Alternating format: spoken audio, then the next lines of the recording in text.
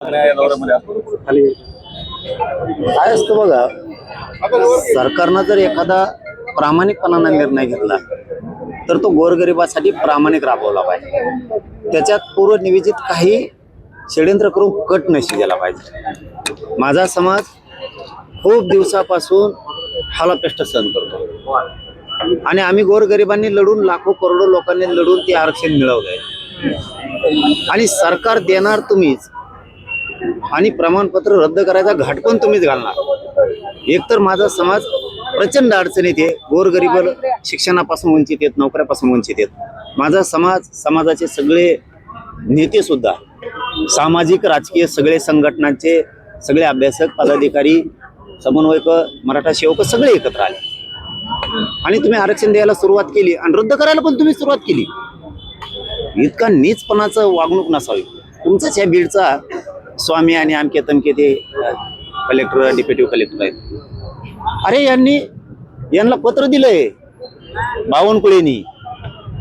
एखाद्या मराठ्यांच्या नेत्यानं, मराठ्याच्या मंत्र्यानं 60-70 वर्षाच्या काळात मला दाखवा ओबीसीचं आरक्षण रद्द करा किंवा ओबीसीच्या नोंदी रद्द करा म्हणून एखादं पत्र दिले.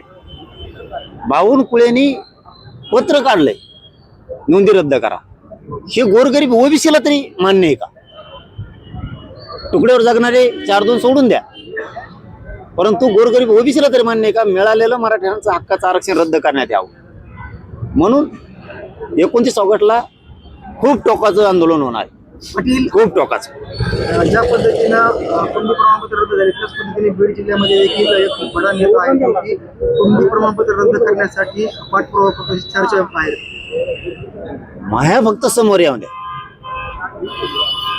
मग मी बघतो. हे बघा, मी ऐकूवर बोलत नाही, मी कधीच कोणाचं नाव घेतलं नाही. आता काल जे बोललो, ज्यांनी केलं त्यांचंच घेतलं. काल मी धन्याचं घेतलं का, भुजबळचं घेतलं का? मी मोहम आरोप करायचे म्हणून कधीच करत नाही कोणावर. चुकल्यावर मी सोडत नाही. कालचे इतके नोंद, अरे जात पडताळणी समितीनं आदेश केलाय व्हॅलिड करा म्हणून, सकाळी रद्द होतं. शिंदे साहेबांचे मंत्री हे काम करणार. आता ठीक आहे, त्यांनी सांगितलंय, आता रात्रीपासून त्यांचे खलबतं सुरू आहेत.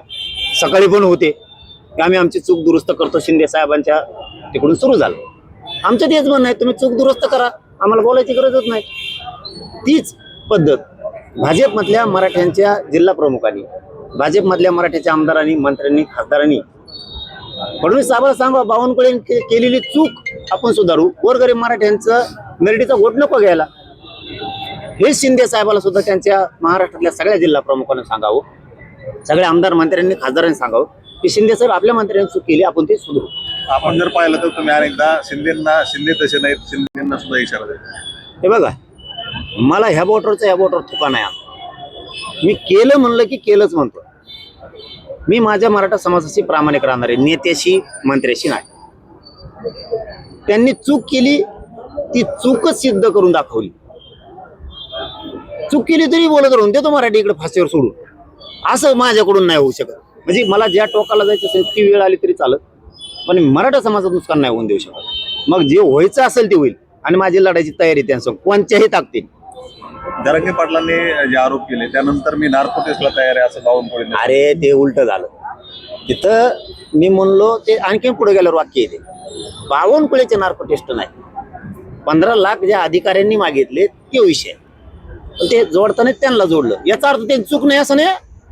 नार्को टेस्टचा विषय त्यांचा नाहीये, फक्त त्यांचा विषय पत्र काढले त्यांनी त्याच्यात. याचा अर्थ दोषी नेता अजिबात नाही. गंगाखेडला सुद्धा त्यांनीच फोन लावला. याच्यासाठी मंत्री नसतं बाबा. मंत्री कशासाठी असतो? इतकी जात ठसून भरली तो यात. ठीक आहे, बघू आता बावनकुळे काय करतो आणि आम्ही बी मराठवाड्यात, पश्चिम महाराष्ट्रात विदर्भात काय करतो दाखव. तुम्ही आमचा रद्द करून बदला घेणार, आम्ही तुम्हाला पाडून बदला घ्या. आता तुम्ही भाजपला इशारा देताय उमेदवार पाडण्याचा. दुसरीकडे मंगेश हसन यांनी देखील इशारा दिलाय, भाजपच्याच काळात ओबीसीचं नुकसान झालं, हातचं आरक्षण गेलं, राजकीय आरक्षण गेलं, शैक्षणिक आरक्षण गेलं. त्यामुळे आता 2029 मध्ये ओबीसी देखील भाजपला हात दाखवतील असं ते असलेलं मोजतच नाही, गिनीतच नाही. किती काय येते किती काय जाते. ओके.